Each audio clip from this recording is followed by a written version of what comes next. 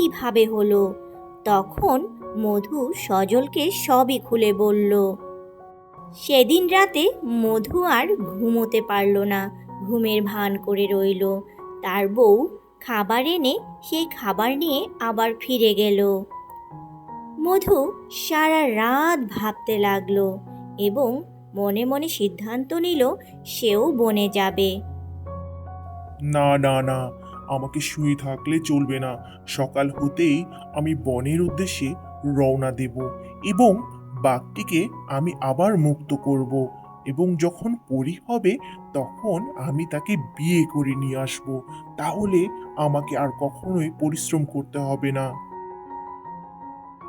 যেই কাজ সেই কথা।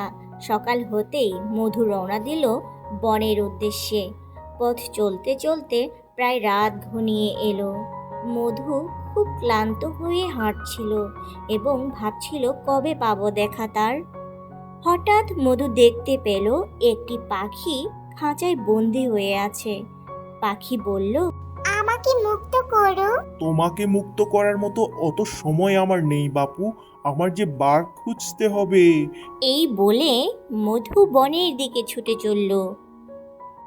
পরের দিন সন্ধেবেলায় মধু সেই সিংহের দেখা পেল এবং মনে মনে ভীষণ খুশি হলো। উমা, এ কি দেখছি! এ তো একটা সিংহ, বাঘ তো নয়। যাই হোক, ওকে আমি মুক্ত করে আমার সঙ্গে নিয়ে যাব। সিংহ মামা, তুমি কোনো চিন্তা করো না, আমি তোমায় মুক্ত করে দিচ্ছি। তুমি আমার সঙ্গে আমার বাড়ি চলো।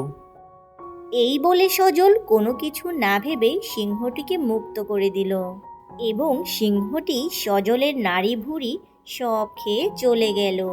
এদিকে গ্রামে সজলকে খোঁজাখুঁজি শুরু হয়ে গেল। মধুসহ কিছু গ্রামের লোকজন মিলে সজলকে খোঁজার জন্য বনের উদ্দেশ্যে রওনা দিল এবং দেখতে পেল সজল রক্তাক্ত হয়ে পড়ে আছে। সজলের লোভ সজলের জীবনটাই কেড়ে নিল। বন্ধুরা, এই গল্প থেকে আমরা কি শিখলাম? কখনো অন্য কারো জিনিসের প্রতি লোভ এবং কাউকে বিপদে ফেলতে নেই, তাহলে একদিন নিজেকেই বিপদে পড়তে হবে।